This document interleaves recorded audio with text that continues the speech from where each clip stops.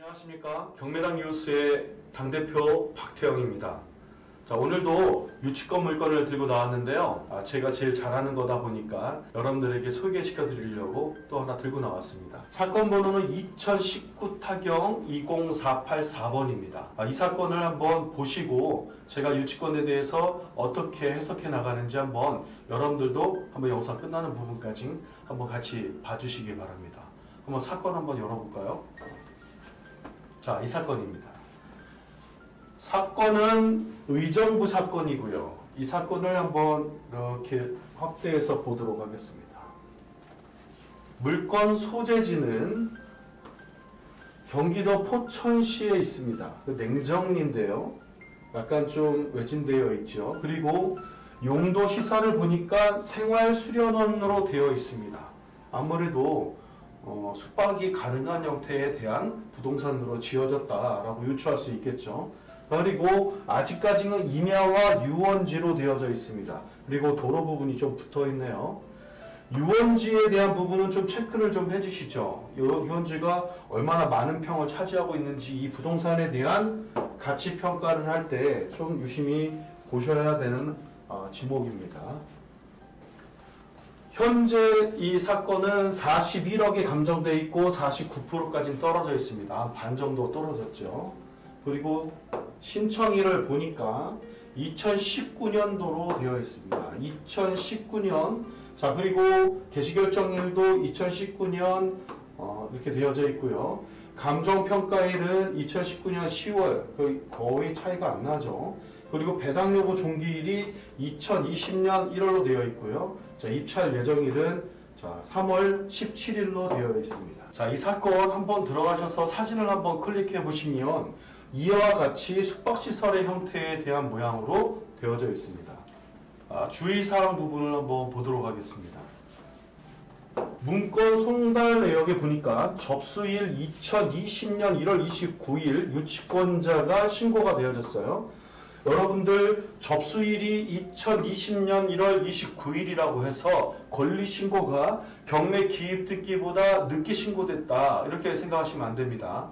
이 사건의 성립일을 보셔야 돼요. 공사 착공일이 굉장히 중요한 거겠죠. 이 유치권과 관련된 내용들은 건축주하고 공사업자의 그 계약 서류를 사실 봐야지만 됩니다. 그런 관련된 기타 서류들을 볼 수 있는 방법은 각자가 좀 연구를 좀 하셔야 되는데요. 저 같은 경우는 채권을 매입하는 사람이다 보니까 유치권을 매입하기 위해서 그렇게 공사했던 당사자들 혹은 건축주들을 만나서 서류를 검토할 수가 있습니다. 이 서류를 보면서 자세하게 파악을 할 수가 있습니다. 자, 이와 같이 유치권자가 신고된 내용을 꼭 확인하시고 넘어가 보도록 하겠습니다. 다음에는 한번 등기부 등본을 보도록 할까요? 자, 등기부 등본을 지금 열었는데요. 유심히 좀 봐야 될 부분들이 있어서 한번 체크해 보도록 하겠습니다. 소유권이 보존되어진 상태 2019년 5월 20일 그리고 2019년 5월 20일 똑같이 근사안권이 설정이 됐습니다.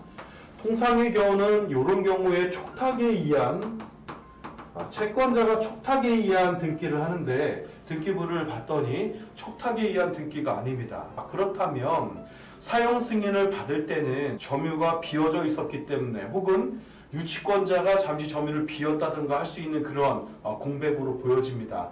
하지만 유치권이 성립이 되는 물건들을 보면 점유에 대한 공간이 꼭 그 물건에 해당하지는 않습니다. 만약에 주변에서 컨테이너를 놓고 상태를 점유를 보고 있었다든가 이렇게 한다면 유치권에 대한 점유는 계속 유지되어진 걸로 볼 수가 있습니다. 사건에 대해서는요, 아마 소유자와 유치권자 그리고 채권자와 유치권자 간에 3자가 엉켜져 있는 이런 형태로 보여집니다. 하지만 이 등기부를 잘 보시면요, 은행에서 대출이 이루어지지 않았습니다. 이게 굉장히 중요한 포인트인데요. 유치권에 대한 부분 한번 부가 설명을 해보도록 하겠습니다. 자, 여러분들 유치권에 대한 부분 어떻게 판단하십니까? 제가 여러분들에게 누누이 설명하는 내용 중에 자산의 증가라는 내용을 유치권에서 많이 표현하고 있거든요.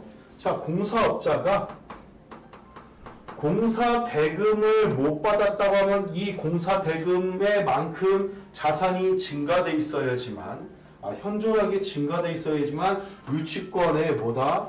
채권을 인정할 수 있다라고 이렇게 판단하는 방식이 유치권을 바라보는 방식입니다. 자, 그러다 보니까 저는 이 유치권의 권리를 매입하는 거에 관심이 많은 사람이죠.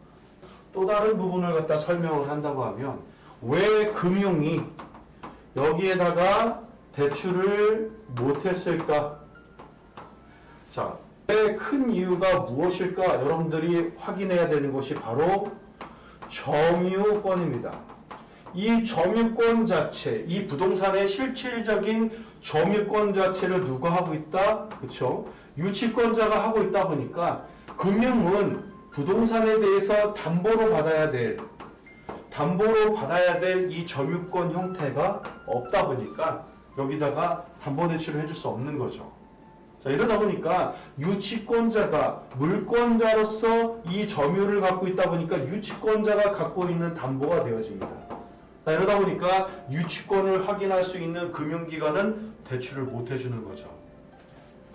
왜 개인들은 대출을 해줬을까? 소유자인 채무자는 당연히 이 부동산에는 소유권자다 보니까 이 소유권자로서 담보행위를 할 수 있겠죠. 금융이 아닌 개인이 더 편했겠죠.